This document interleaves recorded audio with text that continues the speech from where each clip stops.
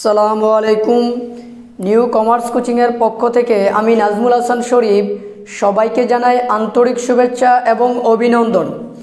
New commerce কোচিংয়ের ধারাবাহিক প্রক্রিয়ার আজকে আলোচনার বিষয় হচ্ছে নবম এবং দশম শ্রেণীর হিসাব বিজ্ঞান বইয়ের দশম অধ্যায়। অধ্যায়টির নাম হচ্ছে আর্থিক বিবরণী। আজকে তার 12তম পর্ব। তো আজকের পর্বে আমি আলোচনা করব এই অধ্যায়ের আরও একটি গুরুত্বপূর্ণ সৃজনশীল নিয়ে। প্রিয় শিক্ষার্থীরা, আমি যেই সৃজনশীল প্রশ্নটি সমাধান করে দিব, এই সৃজনশীল প্রশ্নটি হচ্ছে তোমাদের বইয়ের 3 নম্বর সৃজনশীল প্রশ্ন। খুবই গুরুত্বপূর্ণ একটি সৃজনশীল, কারণ এই সৃজনশীল প্রশ্নের ভিতরে অনেক গুরুত্বপূর্ণ কি রয়েছে, এন্ট্রি রয়েছে। যদি তোমরা এই বিষয়গুলো সমাধান করতে পারো, ইনশাআল্লাহ এই রকম অনেক সৃজনশীল খুব সহজেই তুমি কি করতে পারবে, সমাধান করতে পারবে। তাহলে চলো শুরু করা যাক। এখন আমি উদ্দীপকটা পড়ব, তোমরা চাইলে তোমাদের বইয়ের সাথে উদ্দীপকটা কি করতে পারো, মিলিয়ে নিতে পারো। দেখো এই জায়গায় বলছে জাফরিন অ্যান্ড সন্সের 2017 সালের 30 জুন তারিখে রেওয়ামিল ও অন্যান্য তথ্যগুলো নিম্নরূপ। দেখো এই জায়গায় আর্থিক বিবরণী করার সময় একটা সঠিক রেওয়ামিল থাকবে। তো এই জায়গায় রেওয়ামিলের অনেকগুলো এন্ট্রি আছে।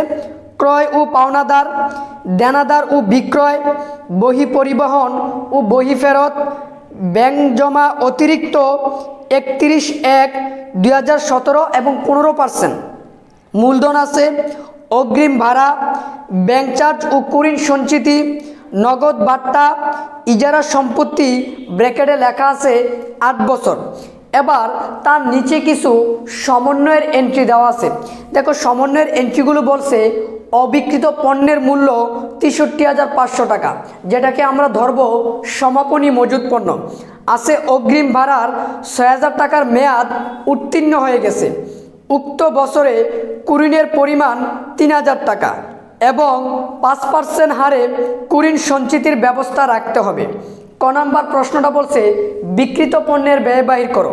খ নাম্বার প্রশ্নটা বলছে মোট মুনাফা 47,000 টাকা ধরে বিশদ আয় ব্যয় বিবরণী প্রস্তুত করো। গ নাম্বারটা বলছে মালিকানা সত্ত্বের পরিমাণ 1,06,500 টাকা ধরে আর্থিক অবস্থার বিবরণী কি করো, প্রস্তুত করো। তো প্রিয় শিক্ষার্থীরা, আমি ধাপে ধাপে ক, খ, গ 3টা প্রশ্নই আজকে কি করে দিব, সমাধান করে দিব ইনশাল্লাহ।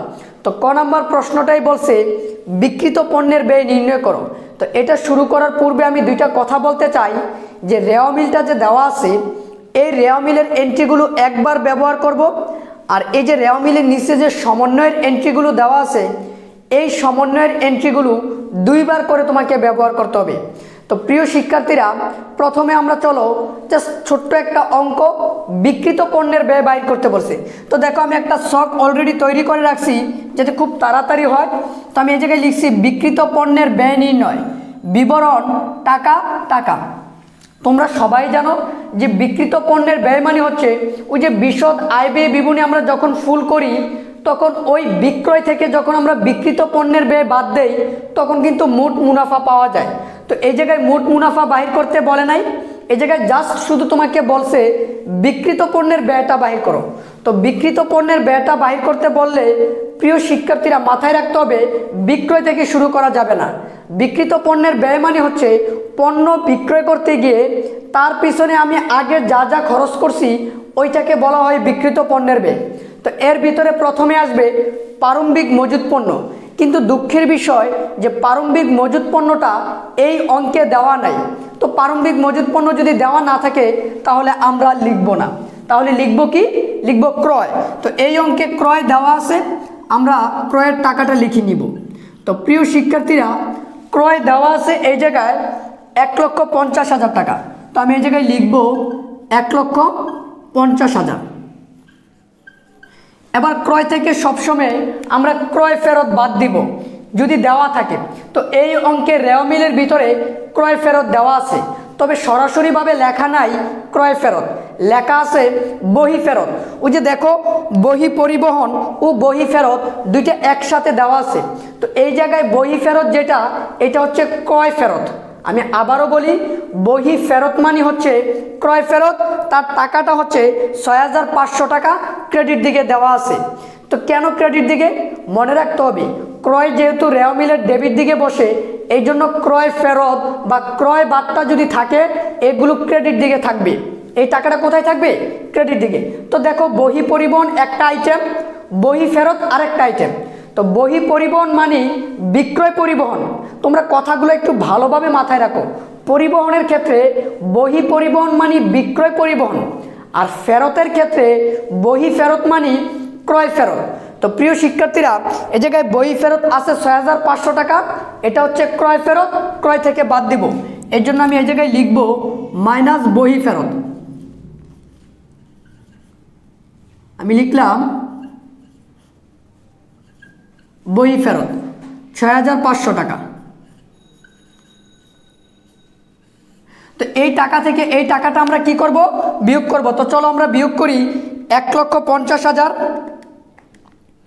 মাইনাস ৬৫০০, তাহলে আমাদের আসবে ১,৪৩,৫০০। আমি এই জায়গায় লিখব ১,৪৩,৫০০। এবার যদি প্রিয় শিক্ষার্থীরা সমন্বয়ের ভিতরে ধারে ক্রয় থাকে তাহলে তার সাথে যোগ করব, কিন্তু নাই। যদি পণ্য উত্তোলন থাকে, মালিক যদি পণ্য উত্তোলন করে, সমন্বয়ে যদি এমন এন্ট্রি থাকে তাহলে সেটা বিয়োগ করব। অথবা সমন্বয়ে যদি বলে বিনামূল্যে পণ্য বিতরণ, তাহলে সেটাও বিয়োগ করব। কিন্তু এইগুলো কিছুই দেওয়া নাই। এবার আসো, বিক্রিত পণ্যের ব্যয়ের ভিতরে আর কি আসবে? আসবে মজুরি, শুল্ক, ডক চার্জ, আন্তঃপরিবহন অথবা শুধু পরিবহন অথবা ক্রয় পরিবহন। এই তিনটার কোনোটাই দেওয়া নাই। তোমরা বলতে পারো যে এই জায়গায় তো বহি পরিবহন দেওয়া আছে। প্রিয় শিক্ষার্থীরা, বহি পরিবহন মানে হচ্ছে বিক্রয় পরিবহন, এটা বিক্রিত পণ্যের ব্যয়ের ভিতরে আসবে না। বহি পরিবহন মানে কি? বিক্রয় পরিবহন, এটা পরিচালন ব্যয়ে যাবে। বাট আন্তঃপরিবহন যদি থাকতো তাহলে আমরা এই জায়গায় আনতাম। কেন? আন্তঃপরিবহন মানে ক্রয় পরিবহন। শুধু পরিবহন থাকলেও আমরা ধরে নিতাম এটা ক্রয় পরিবহন, আর ক্রয় পরিবহন নামে দেওয়া থাকলে তো কোনো কথাই ছিল না। যেহেতু আর কোনো এন্ট্রি নেই, মজুরি, শুল্ক, ডক চার্জ, জাহাজ ভাড়া, যেহেতু এগুলো দেওয়া নাই, এই জন্য আমরা কি করব? এই টাকা থেকে সমাপনী মজুত পণ্য আমি বিয়োগ করব। তো আমি এই জন্য লিখব সমাপনী মজুত পণ্য। আমি সংক্ষেপে লিখলাম, তোমরা বুঝে নিও। লিখলাম সমাপনী মজুত পণ্য ৬৩,৫০০ টাকা, যেটা লেখা আছে অবিকৃত পণ্যের মূল্য নামে। এবার প্রিয় শিক্ষার্থীরা, এই টাকা থেকে আমরা ৬৩,৫০০ টাকা কী করব? বিয়োগ করব। তো বিয়োগ করলে আমাদের আসবে ৮০,০০০ টাকা। আমি এই ৮০,০০০ টাকা এই জায়গায় লিখব, লেখার পর এটাকে ক্লোজ করে দিব। তো প্রিয় শিক্ষার্থীরা দেখো, আমি বিক্রিত পণ্যের ব্যয়টা কিভাবে নির্ণয় করলাম। তো এখন আমি তোমাদেরকে খ নাম্বার প্রশ্নটা কি করে দিব? সমাধান করে দিব। এখন আমি তোমাদেরকে খ নাম্বার প্রশ্নটা সমাধান করে দিব। প্রিয় শিক্ষার্থীরা, এই জায়গায় খ নাম্বার প্রশ্নটা বলছে মোট মুনাফা ৪৭,০০০ টাকা ধরে বিশদ আয় ব্যয় বিবরণী প্রস্তুত করো। তো এখন আমরা কিভাবে প্রস্তুত করব ওইটা আগে তোমাদেরকে বুঝতে হবে। দেখো, আমরা কিন্তু বিশদ আয় ব্যয় বিবরণী করতে বললে আমরা আগে মোট মুনাফা বাইর করতাম, তারপরে পরিচালন মুনাফা বাইর করতাম, তারপরে নিট মুনাফা বাইর করতাম। কিন্তু এই অঙ্কে প্রথম যে ধাপটা বিশদ আয় ব্যয় বিবরণীর মানে মোট মুনাফা, ওইটা তারা বাহির করে দিছে। তো ওই রেজাল্টটা ধরে এখন আমরা কি করব? নিট মুনাফা বাহির করব, মানে বিশদ আয় ব্যয় বিবরণীটা। তো দেখো, এই জায়গায় তারা বলছে মোট মুনাফা ৪৭,০০০ টাকা ধরতে। তো দেখো, আমি অলরেডি একটা বিশদ আয় ব্যয় বিবরণী গড় তৈরি করে রাখছি। বিবরণ টাকা টাকা টাকা। মনে রাখতে হবে যে সমন্বয়ের এন্ট্রিগুলো দুইবার ব্যবহার হবে আর রেওয়া মিলের এন্ট্রিগুলো একবার ব্যবহার হবে। তো প্রথমে আমরা তারা যে মোট মুনাফাটা দিয়ে দিছে ওইটা আমরা লিখে নিই। তো প্রিয় শিক্ষার্থীরা দেখো, আমি লিখে নিলাম মোট মুনাফা ৪৭,০০০ টাকা। এটা একদম লাস্টের কলামে আমরা লিখব। লেখার পর এই মোট মুনাফা থেকে আমরা যেটা করব, পরিচালন ব্যয় বাদ দেব। আমি আবারও বলি, মোট মুনাফা থেকে আমরা পরিচালন ব্যয় বাদ দেব। পরিচালন ব্যয়ের আরেকটা নাম হচ্ছে পরোক্ষ খরচ। তো দেখো, এই জায়গায় পরিচালন ব্যয়গুলো কি কি আছে। তো আমরা আগে হেডলাইন করে নেই, বাদ পরিচালন ব্যয়। আমি লিখে নিলাম বাদ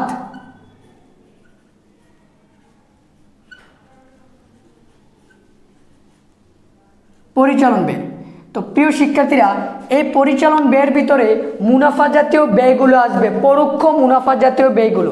তো দেখো প্রথমে কি কি আছে, ক্রয়, এটা তো আমরা একবার লিখেই ফেলছি, বিক্রিত পণ্যের ব্যয়ের ভিতরে এটা আর আসবে না। পাওনাদার, এটা দায়ে যাবে আর্থিক অবস্থার বিবরণীতে। দেনাদার, এটা সম্পদ, এটাও এই জায়গায় আসবে না।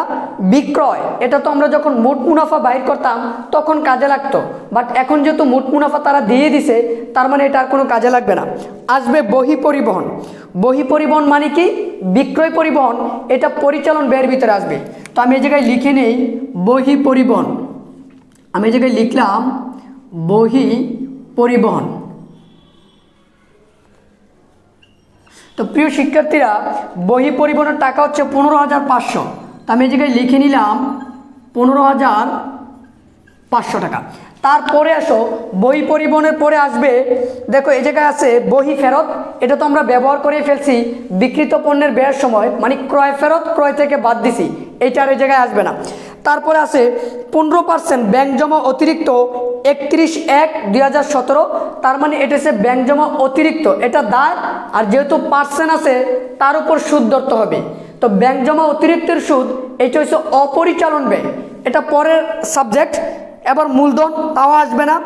অগ্রিম ভাড়া, অগ্রিম ভাড়া এটা আমার জন্য সম্পদ। কিভাবে, খরচ অগ্রিম আমার জন্য সম্পদ। কিন্তু প্রিয় শিক্ষার্থীরা, এই অগ্রিম ভাড়া সম্পর্কে কিন্তু সমন্বয়ে একটা কথা বলে দিছে তারা, যে অগ্রিম ভাড়ার 6,000 টাকার মেয়াদ উত্তীর্ণ হয়ে গেছে।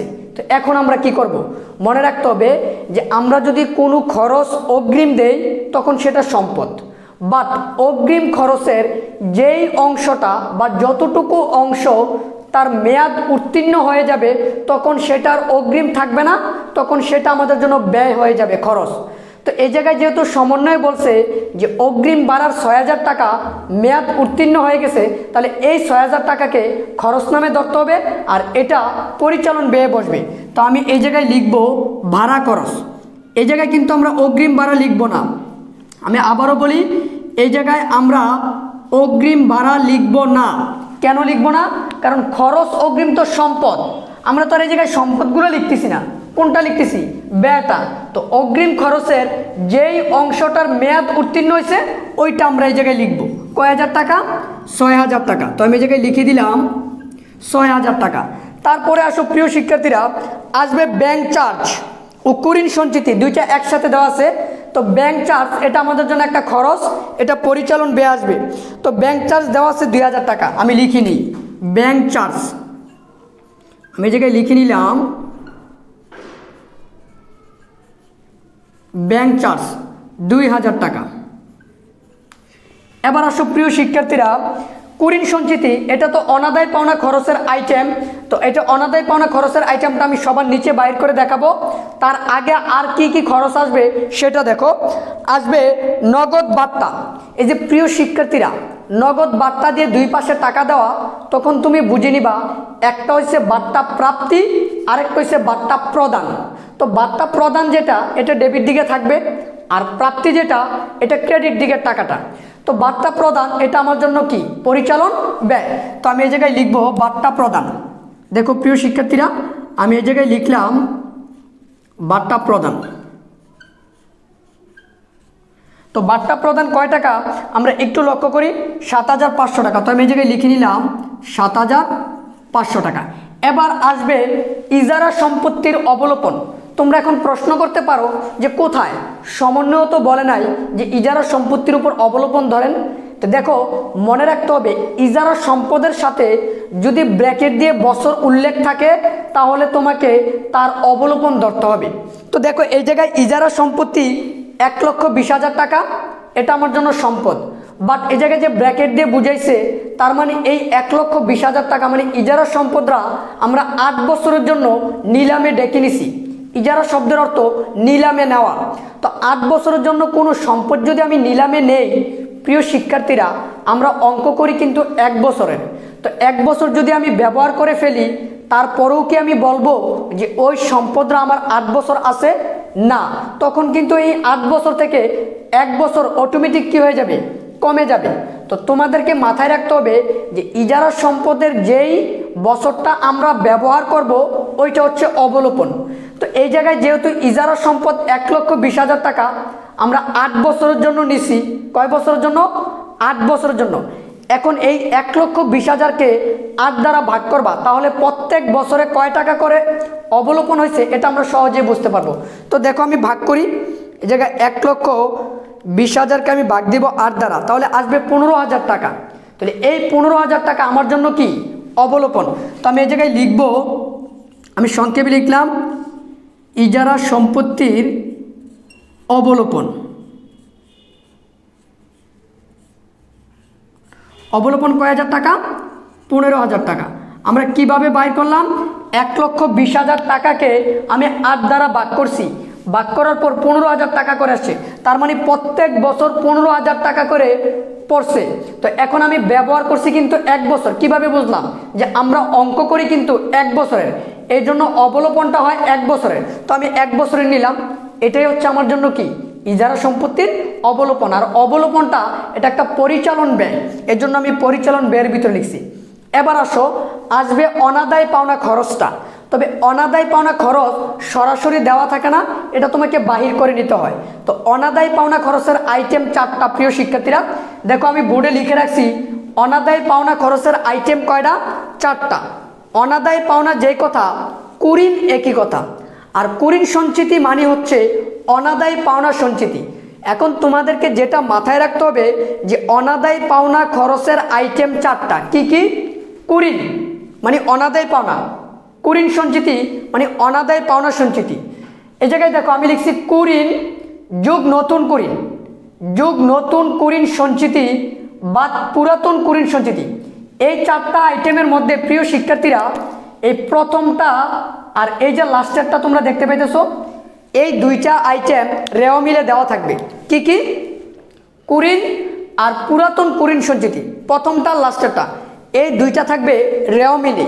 আর এই যে মাঝখানের 2টা নতুন কুঋণ আর নতুন কুঋণ সঞ্চিতি, এটা সমন্বয়ে দেওয়া থাকবে।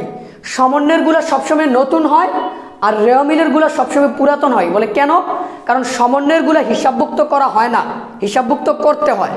আর রেও মিলেরগুলো এগুলো অলরেডি হিসাবভুক্ত করা আছে। এই জন্য প্রিয় শিক্ষার্থীরা মাথায় রাখবা যে অনাদায় পাওনা খরচের আইটেম 4টা। প্রথম হচ্ছে কুঋণ, এটা রেও মিলে দেওয়া থাকবে। তো দেখো তো এই অঙ্কে রেও মিলে কি কোনো কুঋণ দেওয়া আছে?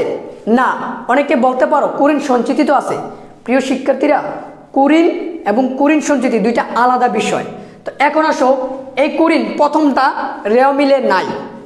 2 নম্বর নতুন কুঋণ, এটা সমন্বয়ে দেওয়া থাকবে। তো সমন্বয়ের দিকে তোমরা তাকাও তো, সমন্বয়ে বলা আছে উক্ত বছরে কুঋণের পরিমাণ 3,000 টাকা, তার মানে এটা আমরা পাইছি। তো যেহেতু প্রথমটা নাই ওটা বাদ, পাইছি কোনটা? 2 নম্বরটা। এটা কোথায় থাকবে? সমন্বয়ে। তো এটা আগে লিখে নিই। তো আমি এই জায়গায় লিখলাম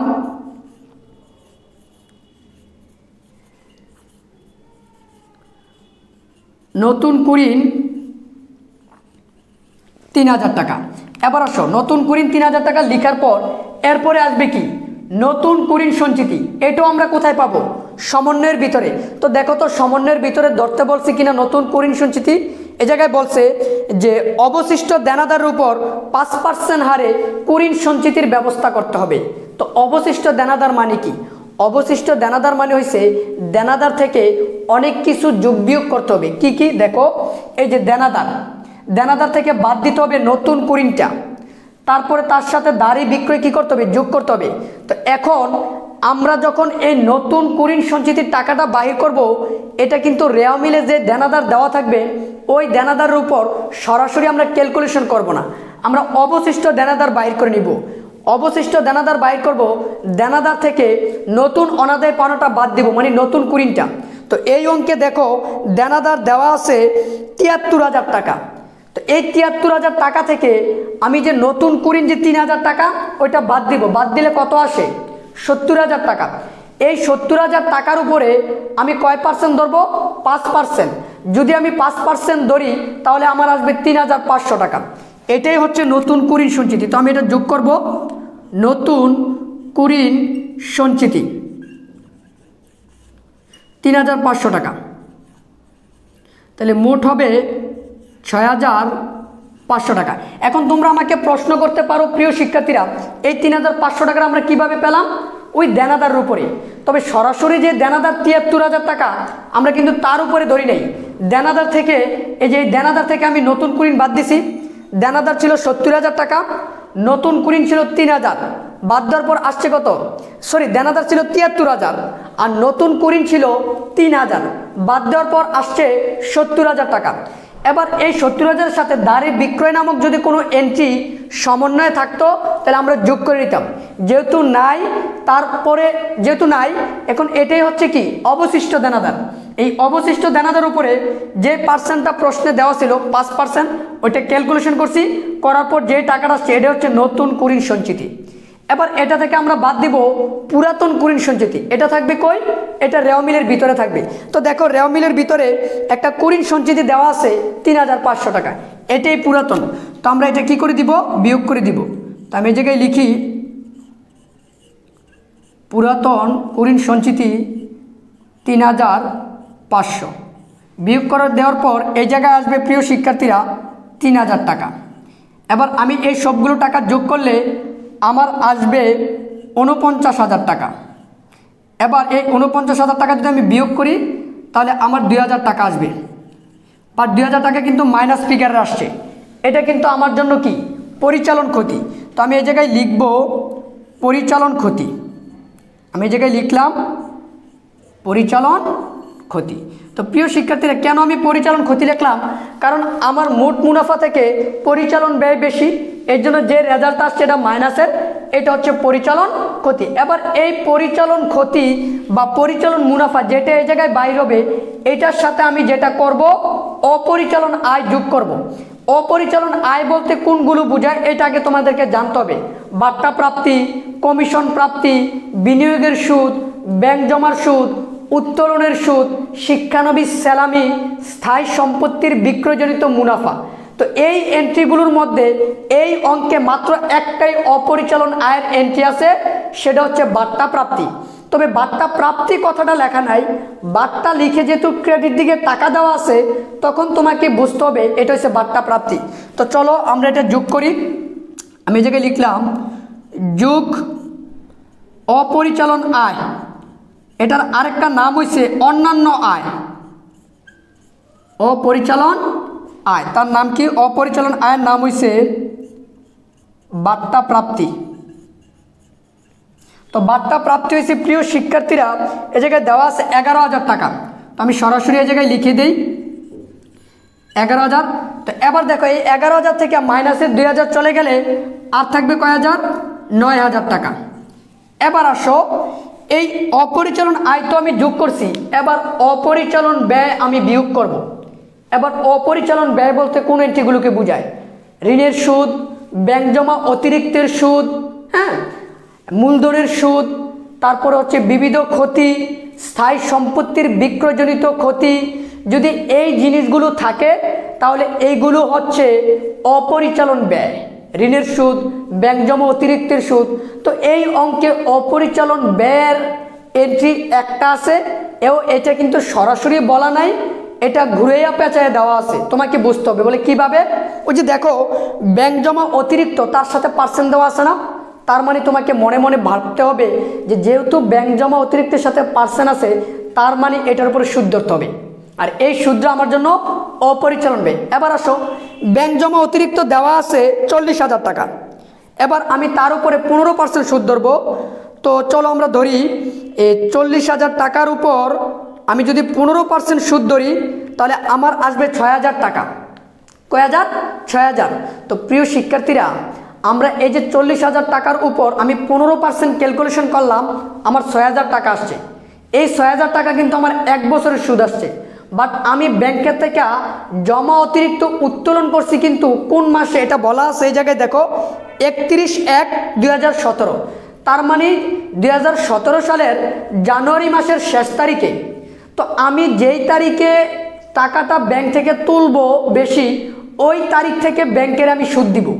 তো প্রিয় শিক্ষার্থীরা, আমি যে 31শে জানুয়ারি আমি ব্যাংক থেকে জমা অতিরিক্ত তুলছি, আমি কি জানুয়ারি মাসের সুদ দিব? না। বলে কেন? আমি তো তুলছি 31শে জানুয়ারি, তো জানুয়ারি মাসের সুদ আমি কেন দিব?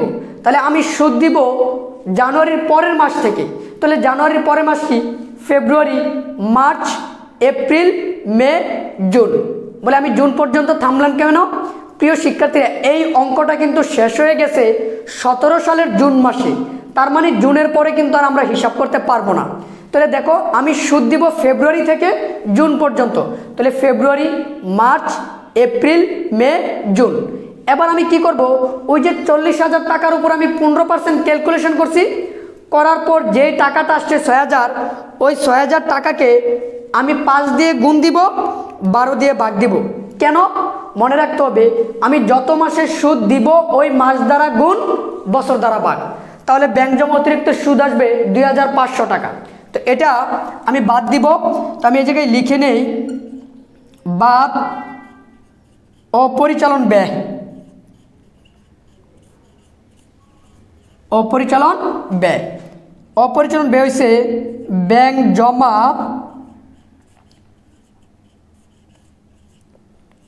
অতিরিক্তের সুদ 2,500 টাকা।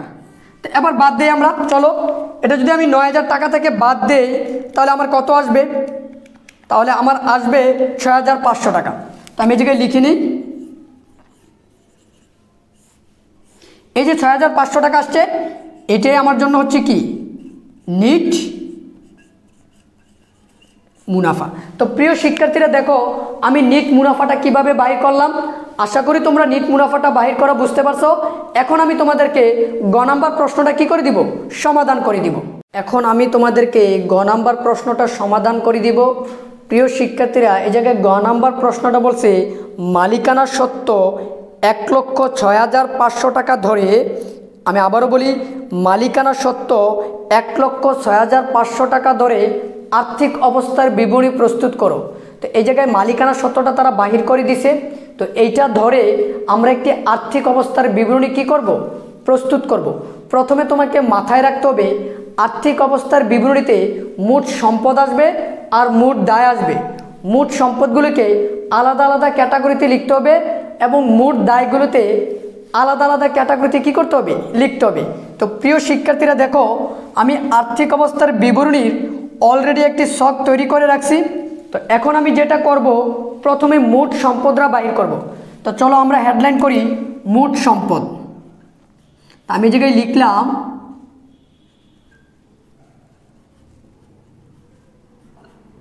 মোট সম্পদ।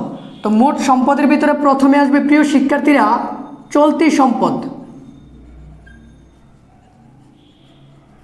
মোট সম্পদ বলতে তিনটা জিনিসকে বুঝাইছে, চলতি সম্পদ, দীর্ঘমেয়াদী সম্পদ, স্থায়ী সম্পদ। তো চলতি সম্পদের ভিতরে প্রথমে আসবে দেনাদার, যেটা এই অঙ্কে দেওয়া আছে। আমি লিখে নিলাম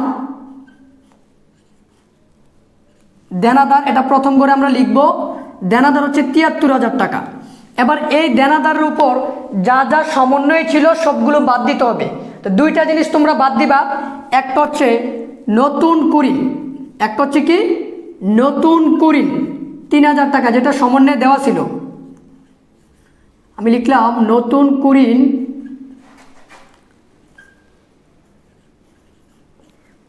3,000। তাহলে এই জায়গায় আসবে 70,000 টাকা। তারপর এটা থেকে বাদ দিব আমি যে দেনাদার উপরে নতুন কুড়িন সঞ্চিতি ধরছি ওইটা। আমি জায়গায় লিখব নতুন কুড়ি সঞ্চিতি 3,500। তো এবার বাদ দেওয়ার পর যে টাকাটা আসবে সেটা আমি আউট কলামে লিখব। তো আমি জায়গায় বাদ দেই 70,000 থেকে আমরা বাদ দিব 3,500, তাহলে আমাদের আসবে 66,500। আমি জায়গায় লিখে দিব 66,500। তারপরে আসবে সমাপনী মজুদ। সমন্বয়ের এন্ট্রিগুলো কিন্তু দুইবার ব্যবহার করতে হবে। আসবে কি সমাপনী মজুদ। তো আমি লিখলাম সমাপনী মজুদ। তোমরা বুঝে নিও, সমজুদ মানে সমাপনী মজুদ 63,500। তারপরে আসবে অগ্রিম খরচ। এটা আমার জন্য চলতি সম্পদ। খরচ অগ্রিম আমাদের জন্য কি সম্পদ, তবে এটা চলতি সম্পদ।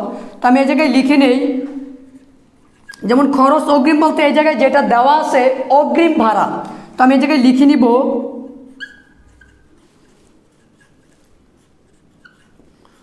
অগ্রিম ভাড়া 10,000 টাকা। প্রিয় শিক্ষার্থীরা, কেন আমি প্রথম করে লিখলাম তোমরা এখন প্রশ্ন করতে পারো, তো অগ্রিম খরচের 6,000 টাকা যে মেয়াদ উত্তীর্ণ হয়ে গেছে ওইটা বাদ দিতে হবে।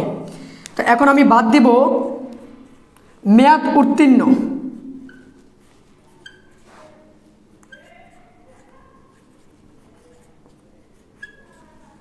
মেয়াদ উত্তীর্ণ কয় হাজার টাকা?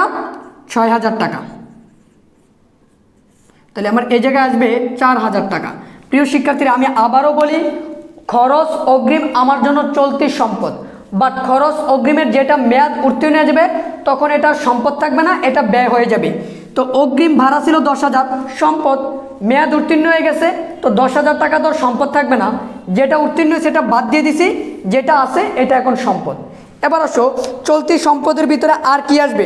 চলতি সম্পদের ভিতরে আর কিছু আসবে না। এখন এই টাকাগুলো আমরা কি করে ফেলবো? যোগ করে ফেলবো। তো এই টাকাগুলো যোগ করে আমরা এই জায়গায় লিখবো। তো চলো যোগ করি। প্রথমে হয়েছে 66,500, তার সাথে যোগ করবো 63,500, যোগ করবো 4,000। 66,500 যোগ 63,500 যোগ 4,000, তাহলে হবে 1,34,000 টাকা। 1,34,000 টাকা, এটা হচ্ছে চলতি সম্পদ।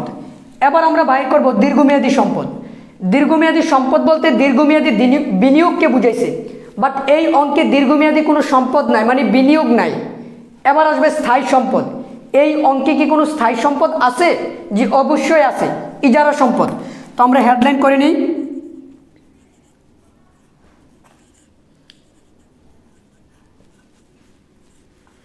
স্থায়ী সম্পদ। তো প্রিয় শিক্ষার্থীরা, এই স্থায়ী সম্পদের ভিতরে কি আসবে? ইজারা সম্পদ। ইজারা সম্পদ। তো ইজারা সম্পদ হচ্ছে 1,20,000 টাকা। আমি এই করে লিখছি, এই ইজারা সম্পদ থেকে আমাকে বাদ দিতে হবে অবলোপন। কি বাদ দিব? অবলোপন। তো প্রিয় শিক্ষার্থীরা, অবলোপন হচ্ছে কিন্তু 15,000 টাকা। তো এটা আমি বাদ দিয়ে দিই। তো এটা যদি আমি বাদ দিয়ে দিই তাহলে আমার ইজারা সম্পদ আসবে 1,05,000 টাকা। আমরা এটা এই কলামে নিয়ে আসি, 1,05,000। এবার আমরা কি করব প্রিয় শিক্ষার্থীরা? চলতি সম্পদ আর স্থায়ী সম্পদের টাকাটা যোগ করে দিব, 1,05,000 টাকা। তাহলে আমাদের আসবে 2,39,000 টাকা। 2,39,000 টাকা। তাহলে আমরা মোট সম্পদ বাইর করে ফেললাম। এখন আমরা যেটা করব, মোট দায়টা বাইর করব। তো চলো আমি এই জায়গায় লিখি মোট দায়। তো মোট দায় বলতে প্রথমে আসবে চলতি দায়।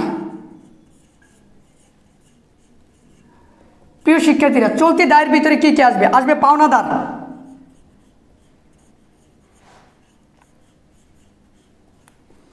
পাওনাদার দেখো এই অঙ্কে দেওয়া আছে 90,000 টাকা, আমি লিখে দিলাম পাওনাদার 90,000 টাকা। আর চলতি দায় বলতে এই অঙ্কে যেটা আছে সেটা হচ্ছে ব্যাংক জমা অতিরিক্তের সুদ, ওই যেটা আমরা অপরিচালন আয়ে বাইর করছি, ব্যাংক জমা অতিরিক্তের সুদ। তো আমি এই জায়গায় লিখি ব্যাংক জমা অতিরিক্তের সুদ 2,500 টাকা। তো চলতি দায়ের টাকাটা আমরা এই জায়গায় নিয়ে আসি প্রিয় শিক্ষার্থীরা, তাহলে আমাদের হবে 92,500। এবার আমি চলতি দায় লিখছি। এবার এই অঙ্কে দীর্ঘমেয়াদী দায় আছে কিনা এটা তোমাকে দেখতে হবে। জি, এই অঙ্কে দীর্ঘমেয়াদী দায় না, এই অঙ্কে প্রিয় শিক্ষার্থীরা দীর্ঘমেয়াদী দায় বলতে কিছুই নাই। এই জায়গায় আমি যে জিনিসটা করব, যে এই যে ব্যাংক জমা অতিরিক্ত, এটা কিন্তু আমাদের জন্য দীর্ঘমেয়াদী দায় না, ব্যাংক জমা অতিরিক্ত এটাও আমাদের জন্য চলতি দায়। তাহলে আমি এই টাকাটাকে এই জায়গায় না লিখে আমরা এই টাকাটাকে এই জায়গায় লিখে দিব। দেখো আমি লিখলাম ব্যাংক জমা অতিরিক্ত,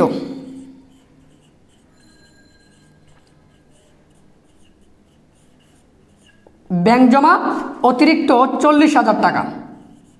প্রিয় শিক্ষার্থীরা, একটু লক্ষ্য করো যে এই অঙ্কের চলতি দায় বলতে তিনটা জিনিস আছে। একটা হচ্ছে পাওনাদার, আরেকটা হচ্ছে ব্যাংক জমা অতিরিক্তের সুদ, এটা একটা সমন্বয়ের এন্ট্রি। এটা যেহেতু অপরিচালন আয় আমি একবার ব্যবহার করছি, এখন এটা আসবে চলতি দায়। এই যে লিখলাম ব্যাংক জমা অতিরিক্তের সুদ, আর ব্যাংক জমা অতিরিক্ত এটাও আমাদের জন্য কি একটা চলতি দায়। এই জন্য এই তিনটা টাকা আমরা লিখব। লিখার পর এটা আমরা যোগ করে আউট কলামে নিয়ে আসবো। ব্যাংক জমা অতিরিক্তের সুদ হচ্ছে 2500 টাকা। একটু ভুল হয়েছে এই জায়গায়, তোমরা একটু খেয়াল করে নাও, 2500 টাকা। এবার চলো আমরা ক্যালকুলেশন করি। 90,000 টাকা, তার সাথে যোগ করব 2500, যোগ করব 40,000, তাহলে আমাদের আসবে 1,32,500। 1,32,500। এবার আসবে কি?